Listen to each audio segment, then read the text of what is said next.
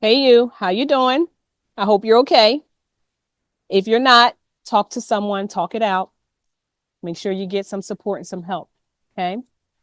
I am, as I always say when you come to my channel, I'm on a mission to help leaders in particular be more balanced, find the peace and the level of tranquility that will help you to not take work home, not be stressed out, not be worried about your team not supporting you, right?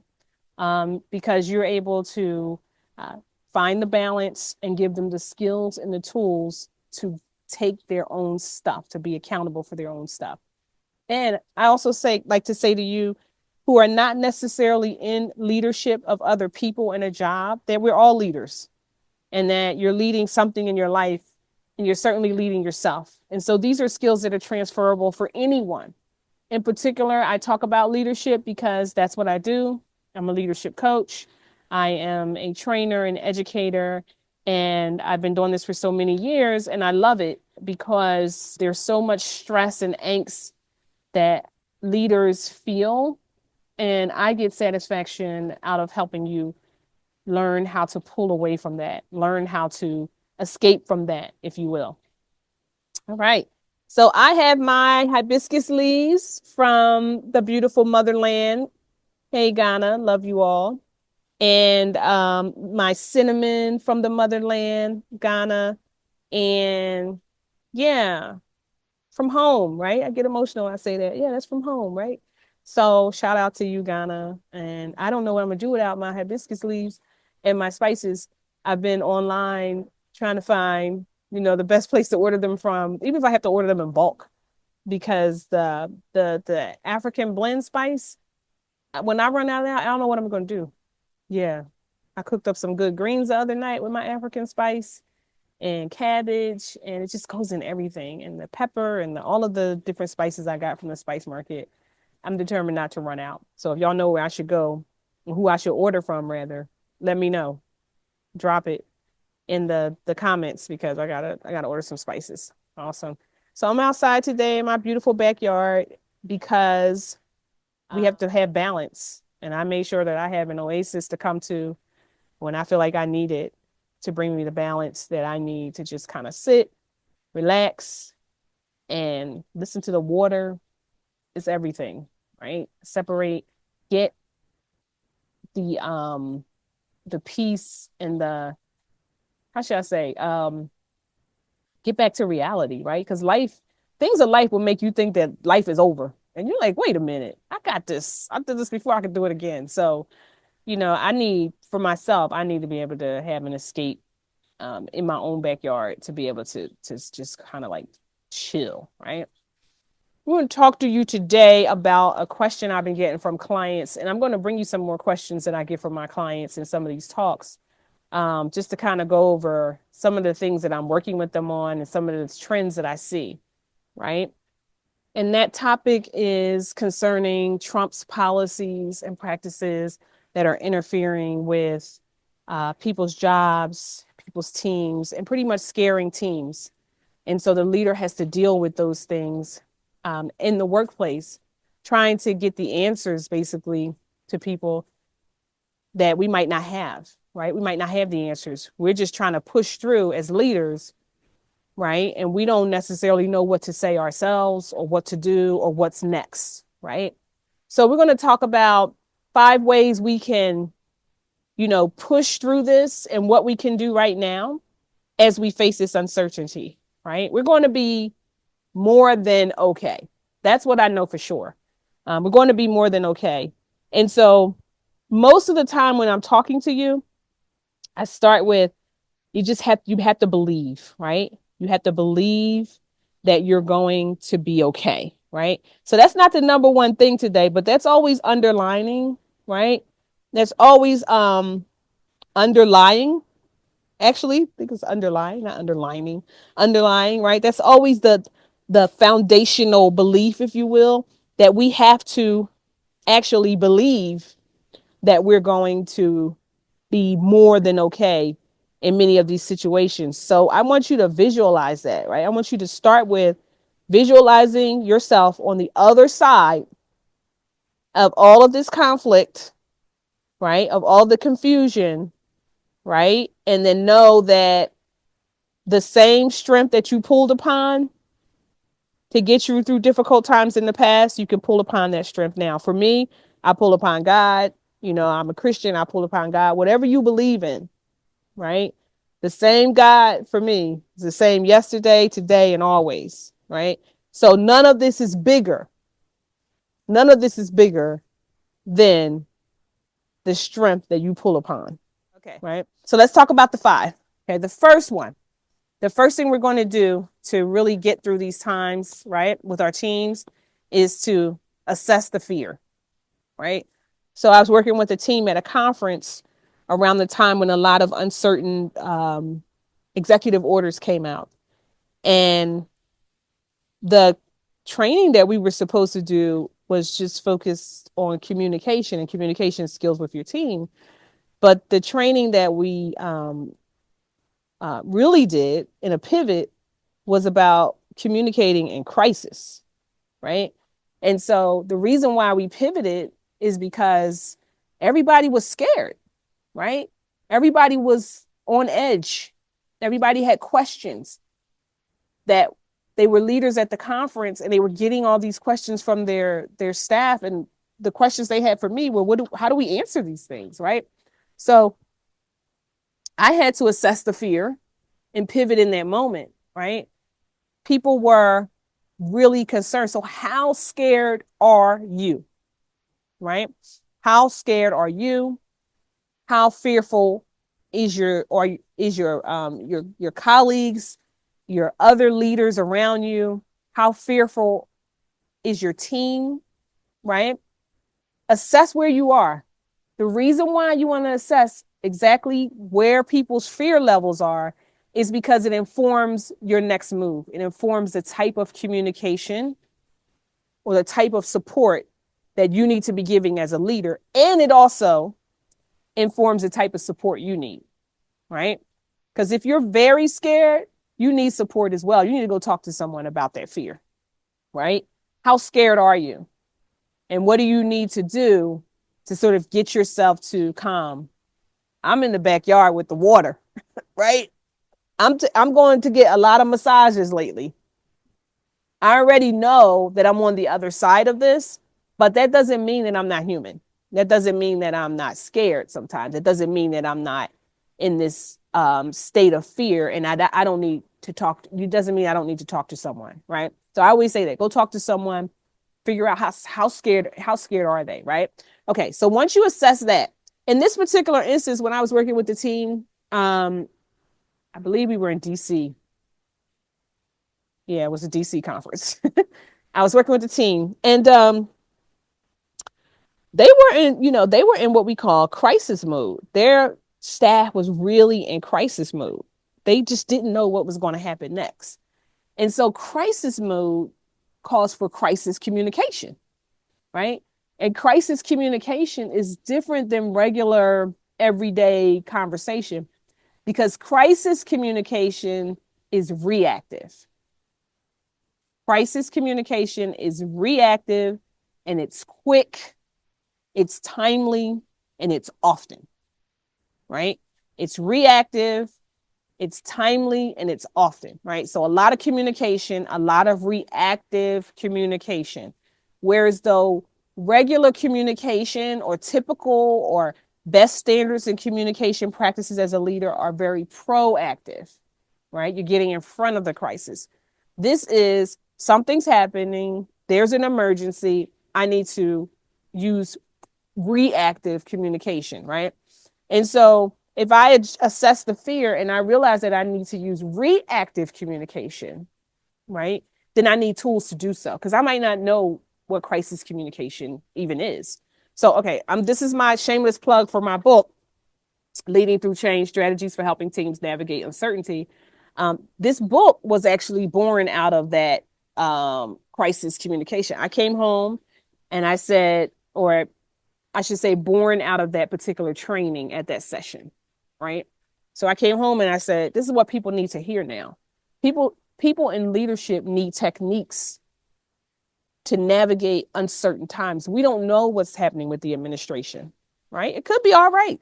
Everything could be okay, right? But the news is scary. The news is scary. And I do have some colleagues who've had contracts seized, contracts halted, stalled, and, it has affected their business, right? It has affected even my ability to continue working with them for a while. So, people, this is real. People are really feeling this, right? So when we talk about addressing the fear in a crisis communication, in here on pages 13, starting on page 13, we talk about crisis communication. I'm just going to give you a little tidbit of what's important to understand about crisis communication. So it talks about crisis communication versus change communication, right? Or change communication versus crisis communication. I don't know if you can see. Change communication versus crisis communication, and understanding the difference, right? And I gave you the foundational difference, right? Right? One is reactive and one is proactive. Both very important for you to master as a leader. Change communication, crisis communication, right? But crisis communication is reactive and urgent and used when unexpected events disrupt normal operations and create fear, confusion, and potential harm. So I'll read it again. Reactive and urgent.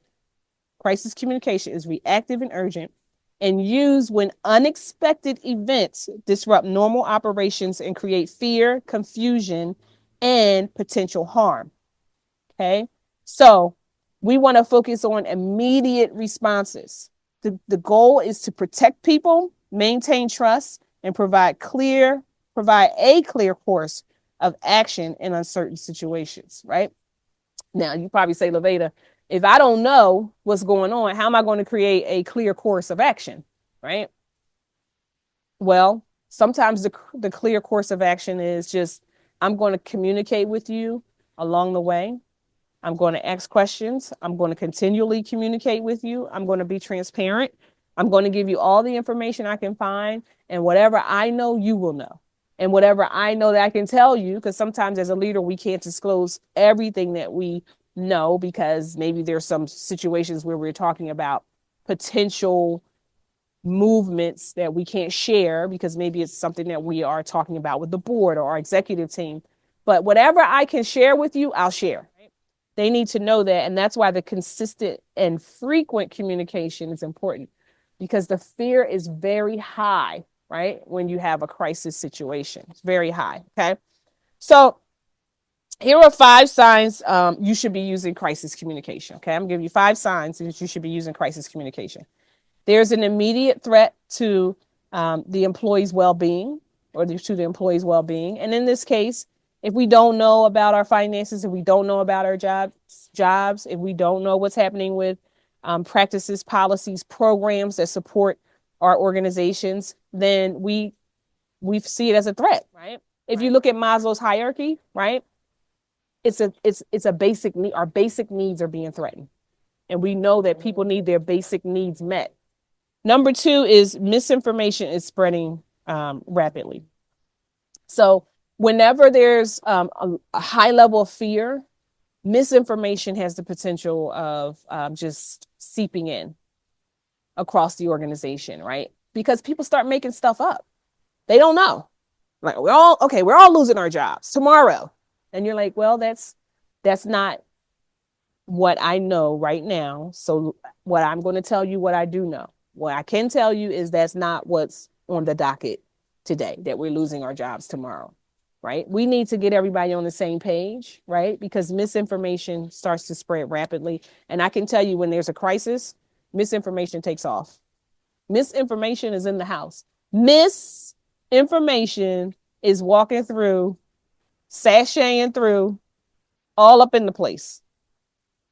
You know that, right? People making up stuff. Employee morale and trust are declining sharply. That's number 3, right? So employee morale is low. People are becoming depressed. People are becoming really anxious, right? Got misinformation, crisis, the morale is low, and work is not getting done if the morale is that low, right? So work is being affected, okay? The organization is facing public scrutiny or legal implications, right? When we first got the administrative order that we had to cut out inclusive programs here in the US, for those of you who are not in the US, we're talking about how Trump's policies and practices are scaring people, and leaders need to figure out how to communicate what to do, right? So the first thing is we want to assess the fear, and the second thing is we want to address the fear using crisis communication, right? So we're talking about number 4. In crisis communication, the organization is facing public scrutiny and legal implications. So in that particular instance, when the organizations didn't know what it meant for the programs they have in place that emphasize inclusion, they're thinking we're going to be in trouble legally for the work we do every day, right? So we have to talk to them about anything that we know in that realm, or anything that we're trying to find out about policies and practices, right? What we did know is that there is a process for passing laws, and an executive order doesn't necessarily mean that that's a law. And so what we did know in that situation was the legal process that was still in place for making an executive order actually go to law, right? And so we could get our teams to sort of slow down and, hey, there's a process here. Our funding's not going to be cut tomorrow necessarily, right? Because there's still a process, right? And those programs don't have to be cut tomorrow because there's still a process. Number 5, there's a sudden disruption to business operations, right? So if you find that number 5, there's a sudden disruption, right? Like for some firms, unfortunately, some funds got halted and there was a sudden disruption to business operations, or there was a threat that there could be a disruption to business operations. So you have to address that. What are we going to do? How are we going to move funds, right? Have to bring in other members of our executive team or our board and really talk about those 5 areas and how we're addressing it. And we have to, even if we don't know much more than we knew yesterday, we have to talk about it today again, because people are in crisis mode until we get them all on the same page, right? We're working to get them to the point where they understand that as soon as you know something, they can trust that you're going to tell them anything, and that you are there representing them as the leader and getting all the information you can. All right. So that's all in number 2, right? How to use crisis communication, address the fear through crisis communication. And on pages 13 through, I think, let's see, test me on that. Let's see, on pages 13 through 19. Yep. Pages 13 through 19 in the guide, you have a synopsis or a summary, if you will, of crisis communication, right? Crisis communication. And we even get into some NIMS communication, which is military communication, so that you can understand some of the proven techniques and strategies around crisis communication. Okay. Now that you got that, number 3 is, okay, you have to make a plan. You have to make a plan with whatever information you have. So whether it's just you and you're a business owner like me by yourself, or whether you are a team leader, or whether it's just you as an individual, maybe you're just leading your family, right? Not just leading your family, you're leading your family. Yes, you're a leader, right? Make a plan. Start making a plan. Start thinking about, what will I do? What will I do in the situation where something goes wrong and it's out of my control? I got to start making a plan. Think about the skills you have. Think about how you can pivot. Think about how you can use your skills in a different way. Think about ways that you can make extra income.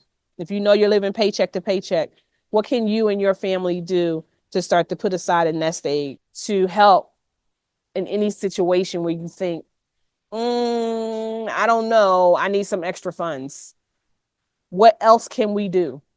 We can start making a plan, right? So get your mind in this place where you're making a plan. Number 4 is important, because in order for you to really make a plan, you have to do this. Get information. Get information. I'm deciding that I'm going to make a plan. I started my plan. And as I'm going through, one of the ways to start making your plan is to list out all the skills you have and to list out all the options you have Where can you pull money from?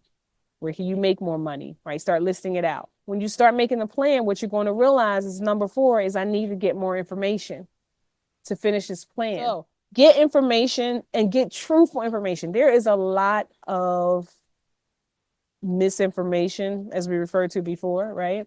Going around. Because in the US here, the country is kind of scared and in a panic. So there's a lot of misinformation everywhere anyway. But regarding what's going on with the country and with the policies and practices, there are a lot of false narratives floating around. So get information. For example, if I'm concerned about finances and I get finances through my job and my job is being threatened, where are some other places where I can get finances? Is it through grants? Is it through special programs? Is it through special loans? Right? Are there programs out there that help people who fit my demographic? I need to get all of that information, gather it up, because I believe, as I've said in other videos, there's always options. There's always options. So whatever narrative you have about your options are coming from your limited beliefs or your limited biases. And I'm not talking about limited beliefs in the sense that you don't believe in yourself, that you can achieve something. What I'm talking about in this particular instance, when it comes to limited beliefs, is the fact that we all think through our own experiences and filters, which are our biases, and all of our beliefs are limited to a large extent to the information that we are familiar with. I'll say that again. All of our beliefs are limited to the information we are exposed to. So many of us need to get broader in our understanding and get more wider in our scope of information. So think globally, think internationally. Are there ways for me to earn money outside of the US? Maybe, right? Maybe there are ways for you to earn money outside of the US. Maybe there are additional ways for you to earn money online and outside of the US. Maybe I haven't been thinking through options for my living arrangements. Maybe you have a house you can rent, right, to bring in income, or a unit you can rent that's on your house, or something that you can do with your real estate. You have to get more information, right? Because the ultimate goal is for you to be financially secure, for your family to be safe. And so, yes, typically that's through your employment or your business. However, what is around you? What can you learn about? So start doing your research. My daughter likes to say, use YouTube University, do your research. Start talking to people. When you open up your mind, then you start to seek information. And when you start to seek information, you find information. Seeking, you shall find, right? Okay. So let me go back. Number 1 is assess where the fear is with you and your team. Number 2 is address the fear. And if it's in crisis mode, if people are in crisis mode, then use the crisis communication techniques we talked about. Number 3 is make a plan. Start making a plan. Start mapping out your skills and your options, right? And then when you start making your plan, what you're going to realize is, number 4, I need to get more information. Okay. I need to get more information, and I need to fill that information into my plan, right? Okay. And number 5, here's number 5. And I kind of been alluding to it all along. Prepare for the worst and believe the best. I'll say it again. Prepare for the worst and believe for the best. One more time. Prepare for the worst, believe for the best. Okay. So think about, what's the worst case scenario and how can I prepare for it? If you think you need to go get your passports together, if you think you need to go get your accounts together, do what you know or think is on your heart, right? Get information about emergency preparedness. Okay. And like, I don't have control over everything, but if I have to think about, elderly people and we have to all be in the same place because certain programs have seized up, what are you going to do? Right? What are you going to do? What's the worst case scenario? Right? Make sure you have support, you know. If you're thinking, I need to make sure a neighbor can check on my mom until I can get to her. Make sure you have all those numbers in place, right? Whatever you think could be the worst case scenario, right? Start to prepare for it. And if you think, well, the worst case scenario, LaVada, I can't even begin to prepare, get information, go back to number 4, because there are options. But that response is coming from your limited beliefs because you have a limited perspective, you have limited biases. Every time you hear yourself say, I don't know what I would do, limited beliefs, there's something to do. There's something to do, right? Prepare for the worst, believe for the best. Now, those are my 5. Again, 1, assess the fear, address the fear. Number 2, number 3, make a plan. Number 4, get more information. Number 5, prepare for the worst, believe for the best. I believe for the best. I do. I believe we're going to be fine. I do. I believe it's all going to work out. It's all going to work in our favor, right? I believe we're going to be okay. Okay. I think you should watch the news, but don't obsess over the news, right? I think you should think globally, right? Tap into your brothers and sisters around the world and the opportunities that are there. And I still think we're going to be okay here in the US. I think we're going to be good, right? And if you have ways or any more tips out there, put them in the comments. Resources, there are a lot of resources that are out there. I haven't vetted all of them yet, so I'm not going to give you a list of resources and things that I've been finding, but let's just say I've been finding some options and opportunities that I'm looking into for ways that can help my business, different types of contracts I can go after, right? Do your research. Start to vet these things. I can tell you that you can tap into your local business community centers. Most neighborhoods have a community college or something that is associated with the SBA that can give you business counseling, where I refer people all the time. Those are free options for you to think about making a plan that can help you get information, right? That's here in the US, right? Again, get information from people outside of the US. We have our UK brothers and sisters, our Canadians brothers and sisters, our Ghanaian brothers and sisters, right? Our South African brothers and sisters that might have information and ways that they're like, hey, we would love for someone from the US to help us with this, right? Online. You know why you don't know any of that? Because you have these limited beliefs and you're not asking. You're not asking. So reach out, ask people, get into different networks, learn how to think outside of, again, your little bubble. I believe, and I know because I see it. I start with belief. That we are already okay. So that's how you're going to start dealing with this. That's how you're going to start dealing with this. This situation with policies, practices, and this administration is not bigger than your source. It is not bigger than your source. All right? Okay. Be good, be blessed, and be safe. I'll see y'all soon. We got this. We got this. We got this. We got this.